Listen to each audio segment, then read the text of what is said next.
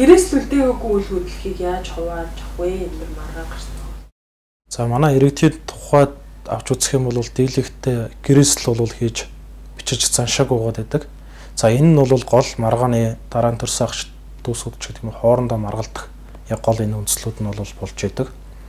За тэгэхээр нас сурагчийн түрүүний миний хэлсэнчлэн нөгөө бүхэл идрэнгийн эрхүүд нь бол өөрөө үеийн журмаар шилжих юм боломжтой. За энэ өв залгамжлалын харилцаа бол нэгдүгээр төрөө хууль заснаар өвлөх, за гэрээслийн замаар бол өөрөө энэ идрэнгээ шилжүүлэх юм бүрэн боломжтой байгаад байдаг. За нэгэнт нас сурагч маань өөрөө гэрээсэл өвлдөөгүй тохиолдолд түүний идрэнг яаж шилжих вэ гэдэг асуудал дээр бол хууль ёсны өвлөгчд гэдэг юм ойлголтууд байдаг. За энэ хууль ёсны өвлөгчд бол өөрөө хууль засаг хэмжээгээр тэнцүү хувь хэмжээгээр бол өөрөө тухайн идрэнгийн эрхийг бол өөрөө өвлж авах юм боломжтой. За идрэнгийн өвлж аваа тодорхой хэмжээний эрх хэдлээд идрэнгтэй болохын зэрэгцээгээр тухайн нас сурагчтай холбоотой бусдад төлөх ёстой байсан үүрэг өр төлбөрийг бас өв хүлээж авсан үеийн хэмжээгээр бол өөрөө төлж барагдуулнаа. Дан ганцтай идрэнгтэй болоо зогсохгүй өөр бусад нас сурагчийн бусдад төлөх ёстой байсан идрэнгийн эрхийн асуудлыг бол төлөх боломжтой гэсэн үг.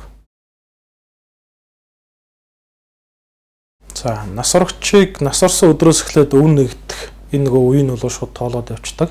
За энэ өв нэгдснээс хойш тодорхой хугацаа заасан байж байгаа.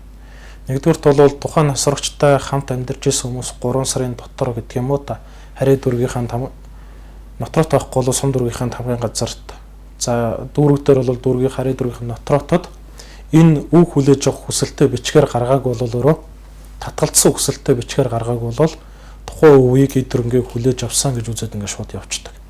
За хэрвээ тухайн нас сурагчтай гэдэг юм хамтран амьдарч байгаагүй нас сурах хүртэл түүнтэй хамтарч амьдарч байгаагүй энэ өвлөгчд бол хууль ёсны өвлөгчд. За 1 жилийн хугацаанд өв нэгдснээс хойш нас орсноос нь хойш 1 жилийн хугацаанд энэ өв хүлээж авах хүсэлтэд харьяа дүүргийн нотротод бичгээр гаргаагүй бол за өвийг хүлээж авахаас татгалзсан гэж үзээд дараагийн өв залгамжлагчид нарт гэдэг юм эсвэл түүнтэй хамт амьдарч исэн хүмүүстээр өвн шилжих бүрэн боломжтой. Тухайн нас сурагчтай хамт амьдарч исэн хүн бол өөрөө 3 сарын дотор өв хүлээж авахаас татгалзсан энэ хүсэлтэд эрх бүхий байгууллагт буюу нотротод гаргаагүй бол өвийг бол шууд хүлээж авсан гэж үзээд явах боломжтой. Хэрвээ энэ саяын 3 сарын гэдэг юм эсвэл 1 жилийн хугацаа өнгөрсөн бол шууд өв хүлээж авахаас татгалзсан гэж үзээд дараагийн өвлөгч шилждэг. За дараагийн зүгээр хуулийн нэг боломжит зохицуулт нь юу вэ гэхээр энэ хугацаанд хүндэтгэл үзэх шалтгааны улмаас энэ хугацааг хэтрүүлсэн гэж үзэх юм бол тухайн өв хүл авагч маань хууль ёсны өвлөгч маань хугацаа сэргийлэх хүсэлтэд харьяа дүүргийн шүүхтээ бол гаргаад энэ асуудлаа шийдвэрлэж болно. Хэрвээ шүүхийн зүгээс хугацааг нь сэргээгээд үзэх юм бол сэргээгээд та одоо өв хүлээж авах боломжтой гэж үзэх юм бол хууль ёсны өвлөгч болохоо тогтоолгоод өөрт ногдох идрэнгээ гаргуулад явах ийм бүрэн боломжтой.